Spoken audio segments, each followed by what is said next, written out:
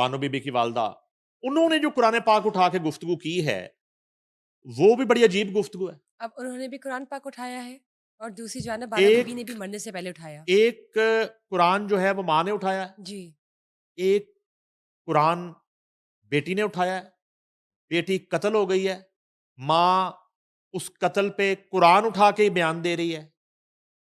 और अब माँ का कुरान उठाना, बेटी का कुरान उठाना, कम से कम मेरी तो ये हैसियत नहीं है कि इस पे मैं कोई बात कर सकूं।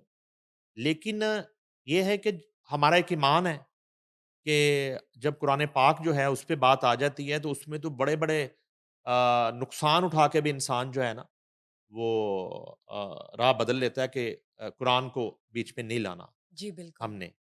और ना ही हम उसकी झूठी कसम खा सकते हैं। तो एक कसम, अब माँ तो कसम खा रही है, माँ कसम खा रही है। अब मकतूला ने कुरान पाक उठा के कसम खाई थी या वो साथ लेके आई थी कि शायद कुरान पाक की वजह से। मैं एक वाकया आपसे शेयर करता हूँ। जी प्लीज़। एक दफ़ा ये हुआ कि नाउज़ुबिल्लाह वो डिस्कस भी करने को दिल नहीं करता। ये 2005-6 की बात है। तो पंजाब यूनियन ऑफ जर्नलिस्ट का ऑफ़िस होता था दयाल सिंह मेंशन, शेज़ान होटल के ऊपर। तो मैं उस वक़्त सीनियर वाइस प्रेज़िडेंट था बॉडी में। राना अज़ीम जो हैं वो सेक्रेटरी थे, मुझे याद है आज तक। तो वो गुस्ताख़ाना खाके जो है, नॉर्वे वाला जो वाक़या था, तो उस पे ज़ाहिर बात है कि एक बहुत बड़ा जुलूस था और माल रोड पे। और उससे कुछ देर पहले एक हम प्रेस कॉन्फ्रेंस कर रहे थे, तो पता चला कि जुलूस निकल आया, उसमें आशिकाने रसूल जिसमें हम सब भी शामिल थे। लेकिन वो जुलूस में क्या हुआ कि कुछ शरपसंदों ने तोड़-फोड़ शुरू कर दी, मुझे आज तक याद है। तो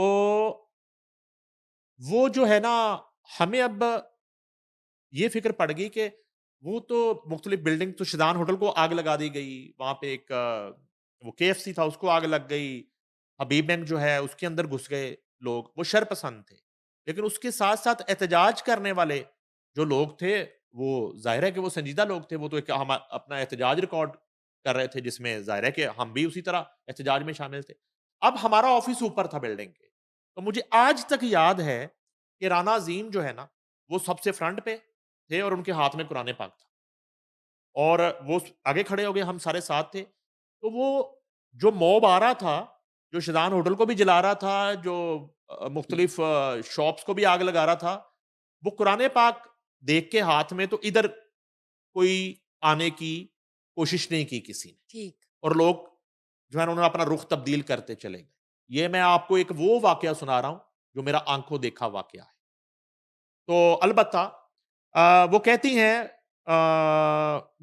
गुलजान, बानो बीबी की वालिदा जो हैं, वीडियो पैगाम उनका आया है, कुरान पाक हाथ में पकड़ के। वो कहती हैं कि ये कत्ल जो है, ये दुरुस्त है। ये उनका ख़्याल है, उनका बयान है ये। उनका ख़्याल है, ठीक। उनका उनका कहना है। हमारा उनके बयान से, उनके ख़्यालात से मुत्तफ़िक होना या हमारे नाज़रीन का होना वो ज़रूरी नहीं है। राइट। वो कहती हैं कि ये कत्ल दुरुस्त है और सरदार शेरबाज़ सातकज़ई बेकसूर है। गुलजान ने कहा कि बानो और एहसान का कत्ल रस्म-ओ-रवाज के तहत किया गया। हमने किसी सरदार, मीर या मोतबर की सरबराही में कोई जिरगा नहीं किया। गुलजान कहती हैं कि बानो जो है, वो 5 बच्चों की मां थी और पांचों बेटे हैं। वालदा बानो बीबी गुलजान का ये बयान है, कुरान पाक हाथ में पकड़ के। कहती हैं कि मेरी बेटी 5 बच्चों की मां थी, 5 बेटों की, उसमें बेटी कोई नहीं है। एहसानुल्लाह मेरी बेटी बानो का हमसाया था, जहां उसको ब्याया, शादी की, साथ वाले घर में रहता था। वो इसके साथ भागकर 25 दिन तक दकी में रही, ये एक इलाका। 25 दिन बाद वो इसे वापस ले आया। एहसानुल्लाह आते जाते मेरे बेटों को उकसाता रहता था। कभी गुजरते हुए मूंछों को ताव देता था, कभी हाथ में गोलियां रखकर, बुलेट्स, गोलियां रखकर टिकटॉक वीडियोस भेजता था और कहता था कोई शेर दिल है तो मेरे सामने आए, मैं भी समालानी हूं, तुम सबको देख लो। ये तब हो रहा था जब इनके फैमिली मेंबर्स, बानो बीबी के भाई, उन्होंने बानो बीबी को रोकने रोकने की कोशिश की कि इस शख्स से वो मेल मुलाकात छोड़ दे। अब वो उसने मकतूल एहसानुल्लाह ने ये हरकतें शुरू की। उसने कहा कि मेरे बेटे के नाम और तस्वीर पर क्रॉस बनाकर कहता था कि गोलियों से तुम्हारी जान लूँगा। ठीक है? वो व्हाट्सएप करता था, जिसके सबूत इन्वेस्टिगेशन को और कोर्ट को मुहैया कर दिए गए हैं। ये भी मेरी इत्तला है। अच्छा, फिर वो कहता है कि पहले इसकी बहन को भगाकर ले गया, फिर बेइज्जती की, इसके बाद ये मुसलसल धमकियाँ भी देता रहता था। हम भी बलोच हैं, ये बेगैरती बर्दाश्त नहीं कर सकते। हमने इन्हें कत्ल किया और हक पर कत्ल किया। ये वालिदा कह रही हैं। मतलब उन्होंने ये मिलकर फैसला किया है। वो कहती है कि हमने खानदान में हमारे ठीक खानदान है। ने आपस में बैठकर सज़ा का फैसला किया। और वो सरदार जी को कहती है कि वो बेकसूर वो हैं। कहती है कि उनसे जिरगा हुआ नहीं। वो कुरान हाथ में उठा के वो कहती मतलब है वो कि जिरगा का हिस्सा ही नहीं कहती है थी। वो मीटिंग ही नहीं हुई उनसे। उन्हें पता ही नहीं है। ठीक। कहती है हम फैमिली मेंबर बैठे हैं, बैठ के हमने फैसला किया है कि हमने ये करना है जिसमें मैं शामिल हूं। ठीक। वालदा बानो बीबी गुलजान बेगम कहती हैं कि मेरी मौजूदगी में ये सारा खानदान में डिस्कशन कत्ल का हुई है। फैसला किया गया। बिल्कुल। ठीक। और पीछे वजह बता रही है कि एहसानुल्लाह कर क्या रहा था, कर क्या रहा था हमारे खानदान के साथ।